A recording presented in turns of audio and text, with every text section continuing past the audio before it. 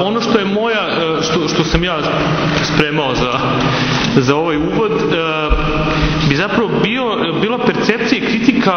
levičarska kritika tranzicije u domaćoj sociologiji. Ja sam želeo da vidim kako levičari, sociolozi, sa kojih to pozicije, šta oni to zapravo kritikuju u ovdašnjoj tranziciji, i dobar deo toga ste već čuli od Ivice i Vlade, ali ono što kriterijumi neki po kojima sam ja izabrao, znači ti levičari koje ja sam uzeo da analiziram, ja sam primenio dosta onako široku definiciju levice, gde sam uzeo sve one koji imaju kritički odnos prema tržištu kako danas imamo i njegovoj apsolutizaciji i toj njegovoj neobuzdanosti, i kao neoliberalizmu kao jednom od propagatora takvog tržišta, odnosno takvog sistema. Naravno da se uz to sve druge vrednosti kao što su antifašizam, antiimperializam, antinacionalizam, sekularizam, one se podrazumeva, ali znači ovde pre svega akcent bio na toj ekonomskoj osi, odnosno to je ta distinkcija.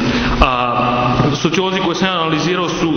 da tako kažem, stara garda, oni koji su živeli u real-socijalizmu i koji su pisali i tada i sad. To su znači Mladen Lazić, kog smo ovde već pominjali, Zaga Golubović, Todor Kuljić, pa dobro, ajde da kažem Ljubiša Mitrović, koji je sociolog iz Niša, ali njega manje. Ono što je meni tu takođe bilo važno je zapravo taj odnos intelektualne elite prema društvu i prema procesima koji se ovde događaju, zato što kada pogledate sadašnju tranziciju, ona zapravo nema nikog ko je ovako podržava. Znači, svi su protiv ovakvih promena u društvu. Neoliberali iz svojih razloga, levičari iz svojih, znači prosto ateisti su iz svojih razloga, monarhisti iz svojih, znači prosto tranzicija nema nikoga ko je podržava ovakvu, a ona zapravo uporno traje. Ja mislim da ja se sa Vladom to ne bi složio da mi živimo sad kapitalizam, ali dobro, to su već neke priče o kojima možemo kasnije možemo o tome posle. Znači, ja sam zapravo želeo da vidim kako je moguće da ona, znači, takva i dalje postoji, i zapravo među sociolozima kod nas, tim starijim, naravno postoji dobar broj konvertita, onih koji su ranije zauzimali određene pozicije gde su slavili i hvalili samoupravljanje i socijalizam, danas su se okrenuli ka neoliberalizmu i tržištu, i sumnja se da to nisu baš naučni motivi za tu njihovu konverziju, da tu postoje neki drugi razlozi, pre svega materijalne prirode. Nažalost, veliki broj sociologa i uopšte društvenjaka kod nas su zapravo apologete neoliberalizma. Oni zapravo govore o tome kako je tranzicija, odnosno procesi koji se sad kod nas dešavaju, kako su oni neizbežni, oni to, pa kao što je Vlada pomenuo, već taj odnos prema ekspertima, to zapravo zaklanjanje iza neke kvazi naučne objektivnosti, gde se forsira taj neki novogovor, optimizam, taj eufemistički govor, gde zapravo to što ste ostali bez posla je vaša životna šansa, pa vi to treba da slavite, da obe ručke prihvatite tu situaciju. To što niste nezaposleni, nego ste tu u periodu između dva posla, pa ne znam se naravno kada će taj drugi doći, ali zapravo treba ga slaviti. Ja mislim da ovo što se Nestirena pitala o sadašnjoj vlasti, čuli ste da je Vučić rekao da je on pesimista po svojoj prirodi, pa možda to malo primiri i ove naše sociologe, i uopšte možda oni sad malo se smire pa počnu da realnije gledaju. Ono što je takođe kod njih neverovatno je ta drskost da su zapravo oni, najveći broj njih, završili državne fakultete gde su i doktorirali, i naravno bez jednog jedinog dinara, a nama govore o tome kako nema besplatnog obrazovanja, što oni sve vreme sede na tim fakultetima i predaju tu, a nama govore o tome kako je to vreme u kom ste se vi zaposlili pa do penzije radili tu gde ste se zaposlili odavno prošlo, i dobro je što je ono prošlo, mi treba da budemo fleksibilni i treba da gledamo stvari sa više vedrine. No dobro, to su znači ovi drugi o kojima ja više neću sad govoriti, sem ako me neko ne isprovocira, ali ovi koje zapravo sam ja analizirao, to šta oni kritikuju, oni predstavljaju pozitivne, svetle tačke u domaćoj sociologiji i zapravo njihova kritika kreće već od pojma tranzicije. To je, opet se tu nadovezujem na te Vladimira, zapravo tu simplifikovanu evolucionističku tezu da se u tranziciji, odnosno u tom procesu tačno zna odakle se krenulo, šta je potrebno uraditi i gde će se stići, odnosno krenuli smo iz tog sistema koji je imao jednu partiju, gde je privreda bila komandna, gde je bio dominantan vođa. Ovom trenutku kad to sklonimo, mi ćemo zapravo početi da živimo u demokratiji, u kapitalizmu, u društvu u kom će tržište biti merilo svega, a mi koji znamo da se snađemo na tržištu ćemo dobro proći, ovi drugi kao neće proći tako dobro, ali to je posljedica njihove nesposobnosti. Ono što oni predlažu kao recept je ti tranzitolozi, odnosno to je tranzitološkoj literaturi koja je pre svega ekonomistička. Recept bi trebalo prilike da se sastoji u tome da raspišete 1 do 2 kruga slobodnih izbora, da tu zapravo više stranaka može da se takmiču u prilično fair uslovima i da onda u što kraćem roku privatizujete što više toga da bi zapravo tržište moglo da slobodno počne da funkcioniše i da onda se društveni život odvija u skladu sa tim. To je naravno, da kažem, diktat MMF-a i Svetske banke, uopšte tih međunarodnih institucija koje onda pokušavaju da ovde instaliraju, kao što su i uspešno pod navodnicima i na drugim mestima to radili. Ono što je još važno za pojam tranzicije je da zapravo ona u realsocijalističkim društvima kapitalizam je prilično proskriban, on je nepoželjan društveni sistem koji je sistemski, onako se pravi otklon od njega, on je kritikovan. Tako da tranzicija zapravo treba da bude opet taj neki eufemizam, odnosno ona zapravo treba da dobije podršku društva, bez da to društvo uopšte zna u kom tačno pravcu se ono kreće. Zato što znači se nacionalizam, onda se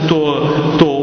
ublaženo zove patriotizam, a tržište nije tržište, nego je to eto samo kao malo privatni kapital da tu uđe, pa da se malo ta komandna ekonomija razbije, pa da onda počnemo da živimo mnogo bolje. To su sve poznate neke teme o kojima su već Ivica i Vlada govorili u ekonomiji, to su opšte poznati procesi, tako da ja ne bih o tome. Ono što mislim da možda njih dvojica nisu istakli, a meni je bilo interesantno, je u vrednostnom, odnosno u kulturnom podsistemu društva, ono što Zavio Golubović, na primjer, izlači, meni se to vrlo dopalo i mislim da je to posebno važna tema o kojoj ćemo možda i mi govoriti. To je zapravo teza o samoemancipaciji, odnosno o emancipaciji, o tome da se sloboda ne dobija, nego da se ona osvaja, i taj neki poziv na borbu koji je upućen svima nama zapravo podrazumeva odgovorne i misleće pojedince i pojedinke u društvu koji onda zapravo treba da uzmu stvar u svoje ruke i koji treba da prestanu da budu podanici u društvu, nego treba da postanu samosvesni građani. Ono što karakteriše kritiku levičara sociologa kod nas je da zapravo ona se uglavnom sastoji od opštih mesta. Mali broj njih predlaže neka konkretna rešenja, što bi zapravo trebalo da bude njihova odgovornost, jer ta odgovornost intelektualaca o kojoj sam govorio malo pre, ja lično je najviše očekujem od sociologa, zato što mislim da oni imaju taj sveobuhvatan uvid u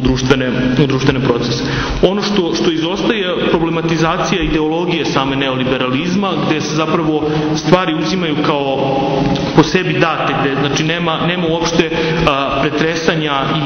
i zapravo poziva na neke kritičke polemike i rasprave, zato što se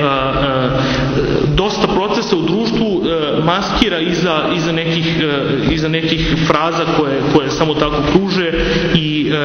nema zapravo njihovog istinskog preispitivanja. U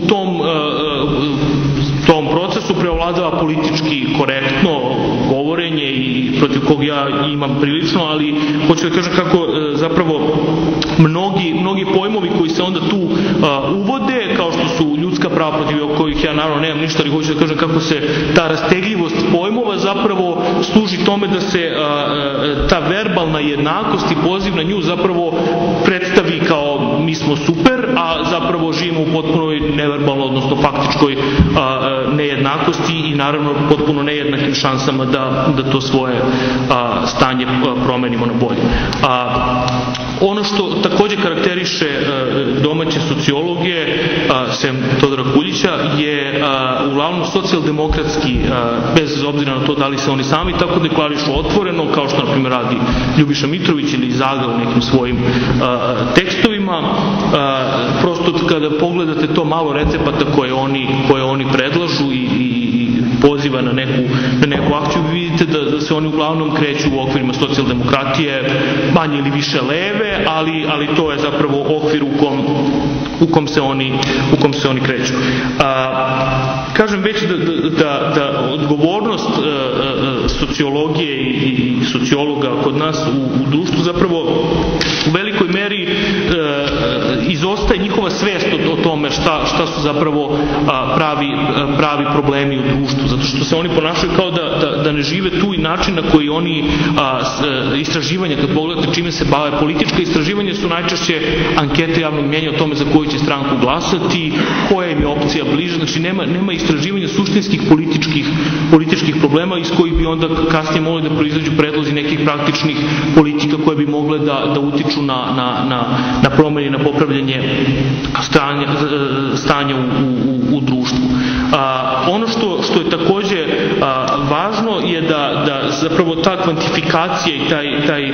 opet se vraćam na taj ekspertski kvazi naučni status i ovde dolazi do izražaja u smislu da zapravo se